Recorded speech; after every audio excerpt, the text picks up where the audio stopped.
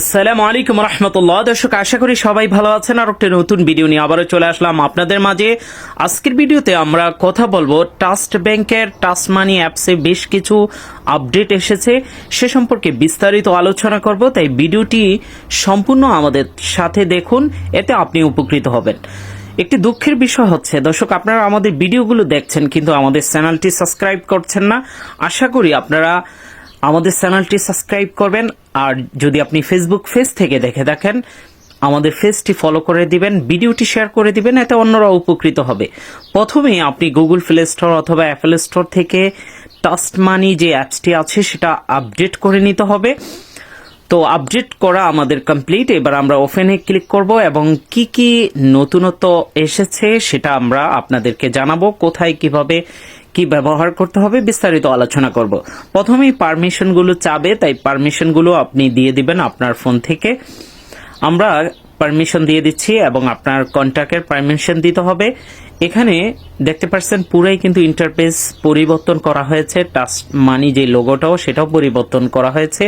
নিচের দিকে open account, যারা এখনো অ্যাকাউন্ট খোলেননি ট্রাস্ট ব্যাংকে, আপনি এই ওপেন অ্যাকাউন্টে গিয়ে খুলতে পারবেন। বিশেষ করে আমাদের দর্শকরা বেশিরভাগই প্রবাসে থাকেন। প্রবাসে যদি আপনি থাকেন ভিপিএন ব্যবহার করেও খোলা যায়, তবে এটা দেশে যারা আছে তাদের জন্য বেটার। যাই হোক, যাদের অলরেডি অ্যাকাউন্ট আছে আপনি প্রথমে ইউজার সেম আগের যে ইউজার পাসওয়ার্ড আছে সেটা দিয়ে লগ ইন করতে পারবেন। কোনো কারণে যদি আপনি ভুলে যান, ফরগেট ইউজার আইডি এটাতে ক্লিক করে আপনি কিন্তু ফরগেট করে নিতে পারবেন ইউজার আইডি এবং পাসওয়ার্ড দোনোটাই।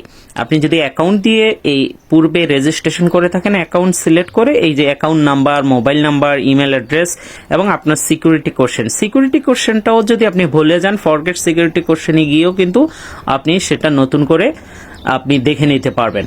যারা এই ব্যাংকে নতুন অ্যাকাউন্ট খুলবেন, নিউ ইউজার রিকোয়েস্ট এখানে ক্লিক করে আপনি এই ট্রাস্ট মানি অ্যাপসটা কিন্তু রেজিস্ট্রেশন করে নিতে পারবেন নিজেই, কোনো ধরনের ব্রাঞ্চে ভিজিট করা ছাড়া। এছাড়াও যাদের ক্রেডিট কার্ড আছে এবং প্রিপেড কার্ড নিলে, শুধুমাত্র প্রিপেড কার্ড আছে, সেটাও কিন্তু বর্তমান আপডেটে তারা নিয়ে আসছে, যেটা পূর্বে ছিল না। প্রিপেড কার্ড দিয়েও অ্যাপস ব্যবহার করতে পারবেন। যাই হোক, আপনার পুরাতন ইউজার পাসওয়ার্ড দিয়ে লগ ইন করে নেবেন। লগ ইন অপশনে ক্লিক করার পর এখানে অ্যাড ডিভাইস এই অপশনে ক্লিক করে নিতে হবে, কারণ আপনার নিউ ডিভাইসের সাথে এটা যখন অনেক আপডেট এনেছে, তাই নতুন করে ট্রাস্টেড ডিভাইস করে নিতে হবে বা অ্যাড ডিভাইস করে নিতে হবে।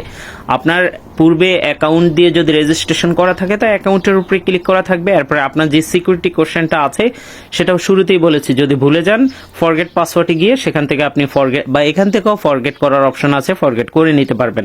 আর যদি মনে থাকে সিকিউরিটি কোশ্চেন সেটা দিয়ে দেবেন। এরপরে আপনি ওটিপি SMS এ না ইমেলে চাচ্ছেন, যেটাতেই চাচ্ছেন সেটা দিয়ে সাবমিটে ক্লিক করবেন। ওটিপি চলে আসবে আপনার ফোনে।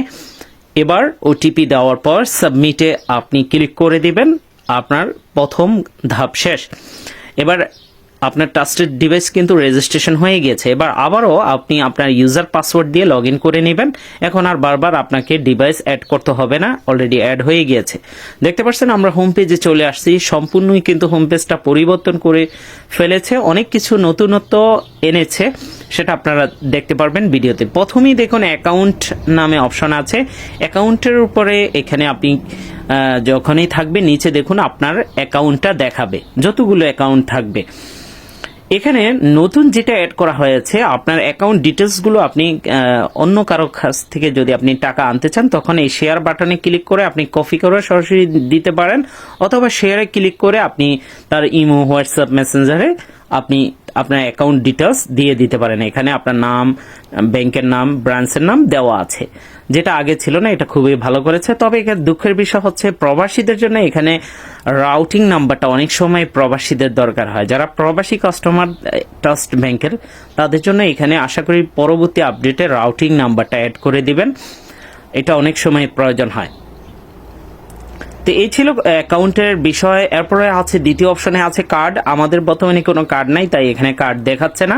আপনি যদি শুধু অ্যাকাউন্ট মেনটেন করেন, পরবর্তীতে কার্ড নেন, এখান থেকে কিন্তু অ্যাড কার্ডের উপরে ক্লিক করে আপনার credit card, prepaid card, debit card এগুলো অ্যাড করে নিতে পারবেন। এছাড়াও আপনি লোনের বিষয়টা এখানে দেখতে পাচ্ছেন 3 নম্বরে লোন, যদি কোনো লোন অ্যাকাউন্ট থাকে আপনি এখানে অ্যাড করে নিতে পারবেন, বা থাকলে যদি লিঙ্ক করা থাকে আপনার অ্যাকাউন্টের সাথে সেটা এখানে দেখতে পারবেন লোনের ডিটেলস। আর স্কিম যেটা 4 নম্বরে আছে, এখান থেকে আপনি আপনার যদি ডিপিএস এফডিআর থাকে সেই অ্যাকাউন্টগুলো এখানে দেখতে পারবেন। আমাদের বর্তমানে কোনো ডিপিএস এফডিআর নাই, তাই এখানে কিছুই দেখাচ্ছে না। আপনি যদি নতুন খুলতে চান প্লাস আইকনে ক্লিক করে আপনি নতুন করেও কিন্তু ডিপিএস এফডিআর খুলতে পারবেন। আমরা পূর্বে যে অ্যাপসটা ছিল সেটা সম্পর্কে অলরেডি ডিপিএস এফডিআর খোলার প্রসিডিওরগুলো দেখিয়েছি, আপনি এখান থেকে খুলতে পারবেন কোনো ধরনের ব্রাঞ্চে ভিজিট করা ছাড়া, এবং এফডিআর ডিপিএস এর যে স্লিপ আছে সেটাও ডাউনলোড করা যায়। আরও বিষয়গুলো আপনারা এখান থেকে দেখতে পারবেন। ফান্ড ট্রান্সফার যাবতীয় অপশনগুলো নিচের থেকে উপরের দিকে টান দিলেই কিন্তু আপনি তখন বাকি সব সার্ভিসগুলো আপনারা দেখতে পারবেন, বিশেষ করে fund transfer, mobile recharge, everything যত সার্ভিসগুলো আছে। তো দেখুন নিচের থেকে উপরের দিকে টান দিবেন, এটাও ভালো করেছে। এখানে প্রথমেই আছে ফান্ড ট্রান্সফার। ফান্ড ট্রান্সফারে যদি আপনি টাচ করেন এখানে দেখতে পারবেন প্রথমটা হচ্ছে আপনার যদি ট্রাস্ট ব্যাংকের 2টা অ্যাকাউন্ট থাকে, একটা থেকে আরেকটাতে ট্রান্সফার করার সিস্টেম। দ্বিতীয়টা হচ্ছে যে কোনো ট্রাস্ট ব্যাংকের অ্যাকাউন্টে আপনি পাঠানোর জন্য দ্বিতীয় অপশনটা ব্যবহার করবেন। তৃতীয়টা হচ্ছে আদার ব্যাংক এসি ট্রান্সফার। এইটা হচ্ছে আপনি বাংলাদেশের যে কোনো ব্যাংকে ফান্ড ট্রান্সফারের মাধ্যম। এখানে অ্যাড মানিতে এটা অ্যাড মানি কেন দিয়েছে আশা করি পরবর্তীতে এটা ঠিক করে নেবে। এখানে ওয়ালেট ট্রান্সফার দিতে পারতো বা এমএফএস ফান্ড ট্রান্সফার দিতে পারতো। যাই হোক, অ্যাড মানিতে আপাতত আপনারা বিকাশ, নগদ এগুলোতে ফান্ড ট্রান্সফার করতে পারবেন। মোবাইল রিচার্জ তো জানেনই, মোবাইল রিচার্জ করতে পারবেন।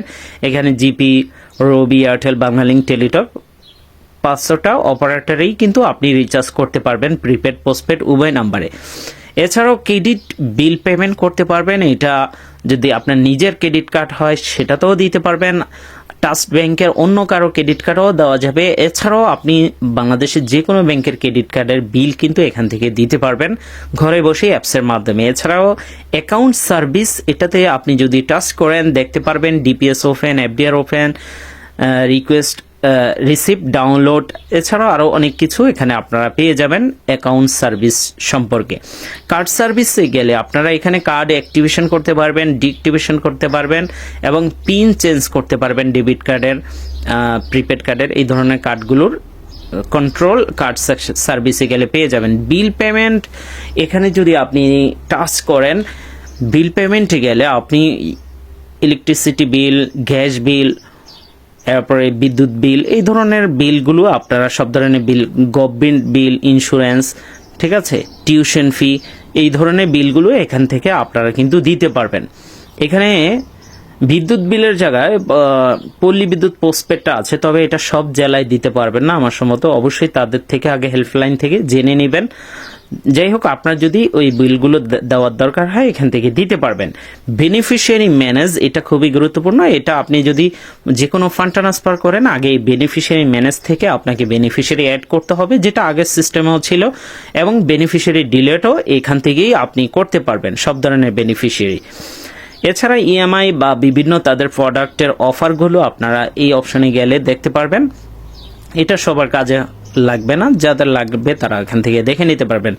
ট্রাস্ট ব্যাংকের বিভিন্ন প্রোডাক্ট সম্পর্কে আপনি জানতে চাইলে এই প্রোডাক্টের উপরে ক্লিক করলে আপনি এরপরে তাদের ওয়েবসাইটে নিয়ে যাবে, সেখান থেকে বিস্তারিত জানতে পারবেন। নিউজ, ট্রাস্ট ব্যাংকের যে কোনো নিউজ সম্পর্কে এখান থেকে জানতে। আদার্স, এখানে বর্তমানে কোনো তারা অপশন দেয় না, হইতে পারে ভবিষ্যতে অন্য কোনো ফিচার এখানে অ্যাড করবে।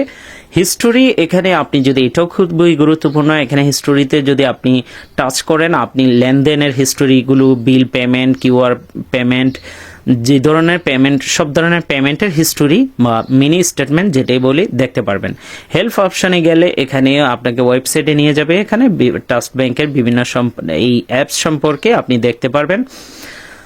তো এখানে এগুলো আপনারা, এটা হেল্প অপশনটা আসলে অতটা কার্যকর আমার মনে হয় না। কন্ট্যাক্টে গেলে আপনি তাদের হেল্পলাইন নাম্বার বা বিভিন্ন ইমেল অ্যাড্রেস বা বিভিন্ন তাদের ব্রাঞ্চের ডিটেলস পেয়ে যাবেন। তো এই ছিল হোম পেজে। আপনারা নিচের দিকে দেখুন একেবারেই মাঝ বরাবর আছে কিউআর পেমেন্ট। আপনি বিভিন্ন মার্চেন্টে পেমেন্ট করার জন্য এখানে ক্লিক করে আপনি কিউআর কোড স্ক্যান করে পেমেন্ট করতে পারবেন। এরপরে একেবারে নিচের দিকে দেখুন ডান সাইডে আছে লোকেশন আপনি তাদের যে কোনো ব্রাঞ্চ লোকেশন দেখতে পারবেন এবং এটিএম কোথায় কোথায় আছে ট্রাস্ট ব্যাংকের সেগুলো দেখতে পারবেন। এছাড়াও দর্শক আমরা হোম পেজে আবারও চলে আসলাম। উপরে কর্নারে 3 ডট আছে, সেখানে ক্লিক করলে আপনারা কি দেখতে পারবেন, এখানে আপনার যদি প্রথমে অ্যাবাউট আছে, এরপর পার্সোনাল ইনফোতে আপনি ক্লিক করলে এখানে আপনার নাম, মোবাইল নাম্বার, ইমেল অ্যাড্রেস এগুলোই দেখতে পারবেন এবং আপনার ছবি অ্যাড করতে পারবেন। আপনি আপনার ছবি চাইলে অ্যাড করে নিতে পারেন গ্যালারি থেকে, সুন্দর একটি ছবি। এছাড়াও পাসওয়ার্ড চেঞ্জ করা, আপনার পাসওয়ার্ডটা আপনি চাইলে এখান থেকে যদি মনে করেন যে পাসওয়ার্ডটা আপনি পরিবর্তন করতে চাচ্ছেন, সেক্ষেত্রে আপনার পাসওয়ার্ড পরিবর্তন করে নিতে পারবেন। সবচেয়ে আরও একটা গুরুত্বপূর্ণ এখানে বিষয় হচ্ছে বায়োমেট্রিক লগ ইন, মানে আপনার ফেস আইডি এবং টাচ আইডির মাধ্যমে লগ ইন করতে পারবেন, বারবার ইউজার পাসওয়ার্ড দিতে হবে না। সেক্ষেত্রে আপনাকে এই বায়োমেট্রিক অপশনে ক্লিক করার পর এরকম আসবে, আপনার যদি অ্যান্ড্রয়েড ফোন হয় আপনার ফিঙ্গারটা দিয়ে দেবেন, সেটা অবশ্যই ফিঙ্গার দেওয়া থাকতে হবে। এরপর আপনার যে টাচ মানি অ্যাপসের পাসওয়ার্ড আছে সেটা দিয়ে আপনারা ইনেবল করে দিবেন। এটা ইয়েসে ক্লিক করলে আপনার কিন্তু পরবর্তীতে আপনি যতবার টাচের মধ্যে ক্লিক করে কিন্তু ফিঙ্গার দিয়ে লগ ইন করে নিতে পারবেন একেবারে সহজে। কেমন লেগেছে আপনাদের নতুন আপডেট অবশ্যই জানাবেন। আর বিশেষ করে যারা প্রবাসে আছেন অথবা প্রবাসে যাবেন, আপনার বাংলাদেশি সিম কার্ডটি যদি আপনি রোমিং চালু করে বিদেশে ব্যবহার করতে চান, বিশেষ করে ব্যাংকিং ওটিপি বা বিকাশ নগদের জন্য স্ক্রিনে দেওয়া হোয়াটসঅ্যাপে আমাদের সাথে যোগাযোগ করতে পারেন। আর বিশেষ করে যারা সিম কার্ড রোমিং চালু আছে কিন্তু বিকাশ নগদ উপায় এই ধরনের অ্যাপসগুলো ব্যবহার করতে চাচ্ছেন, সেক্ষেত্রে আমাদের সার্ভার নিয়ে কিন্তু আপনি বিদেশে ব্যবহার করতে পারবেন, সিম রোমিং বাধ্যতামূলক। এছাড়াও আপনারা আমাদের ভিপিএন সার্ভিস দিয়ে স্ক্রিনে দেওয়া অ্যাপসগুলো বিদেশে বসে ব্যবহার করতে পারবেন, সেক্ষেত্রেও আমাদের হোয়াটসঅ্যাপেই যোগাযোগ আপনাদেরকে করতে হবে। আর আমাদের ভিপিএন দিয়ে কিন্তু বিলিয়নটাও বিদেশ থেকে ব্যবহার করতে পারবেন। বিলিয়নটার রিচার্জ আমাদের থেকে নিলে 10% ক্যাশব্যাক পাবেন।